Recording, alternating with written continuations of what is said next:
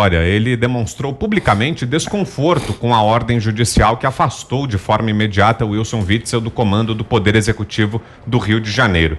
De acordo com o tucano paulista, a decisão foi estranha, abro aspas. Não estou aqui para fazer juízo de valor ou de mérito. Defendo sempre que investigações e esclarecimentos de denúncias sejam feitos. Porém, quero registrar também como governador do estado de São Paulo que uma decisão desta dimensão, monocrática e não de um colegiado, é no mínimo estranha. Foi o que disse João Dória. A reclamação do governador de São Paulo é porque apenas um ministro do Superior Tribunal de Justiça, no caso Benedito Gonçalves, foi o responsável pela decisão de afastar o governador do Rio de Janeiro por 6 meses.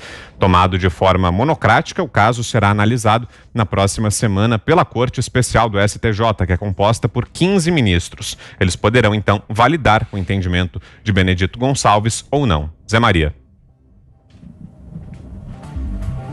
Eu compartilho desta estranheza do governador de São Paulo e até entendi que o Fiuza também, mas não passa de um dado técnico. A lei permite. Eu devo dizer, e sempre falo na intenção do Constituinte, porque eu aprendi com o doutor Ulisses essa história, né? De analisar a lei pela intenção do legislador, a origem da lei.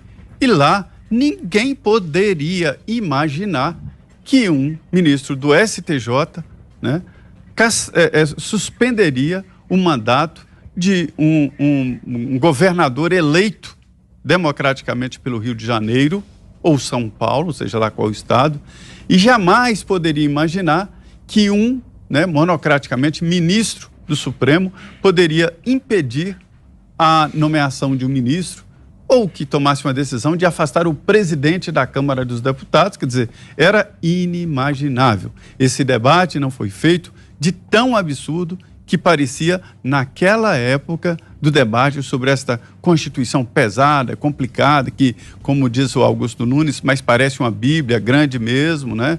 E nem se imaginava. Mas permite, com a palavra, os legisladores. E eu concordo que um freio seja colocado em decisão monocrática assim, né?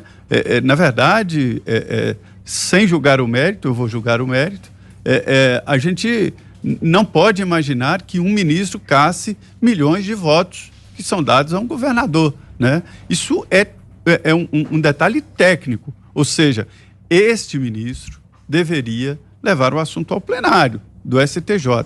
Agora, olhando aqui para a nossa realidade, o chão do dia a dia da política, esta decisão não seria tomada se não houvesse as provas que estão nos autos.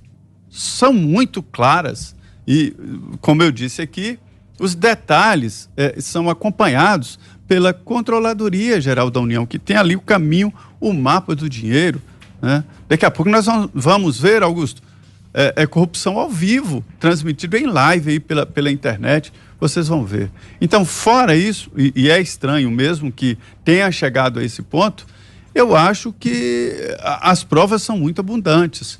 Por outro lado, a prisão, a legislação diz que a prisão preventiva só em caso emergencial, né? Veja bem, o Lula mereceria 3, 4, 5 prisões preventivas e não teve nenhuma, né? Então, o Supremo decidiu que a prisão só depois da condenação do transitado em julgado, quer dizer, um absurdo.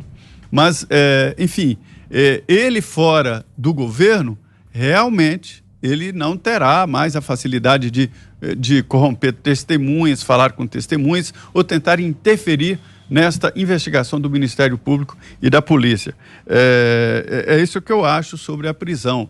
E lamento muito que pessoas assim tenham chegado ao ponto que os próprios legisladores não imaginavam. Ninguém poderia imaginar, né, um governador do Rio sendo afastado por uma canetada de um ministro do STJ, mas aconteceu e dentro da lei, está normal. Se não fosse assim, o Supremo já teria derrubado o afastamento e retomado, né?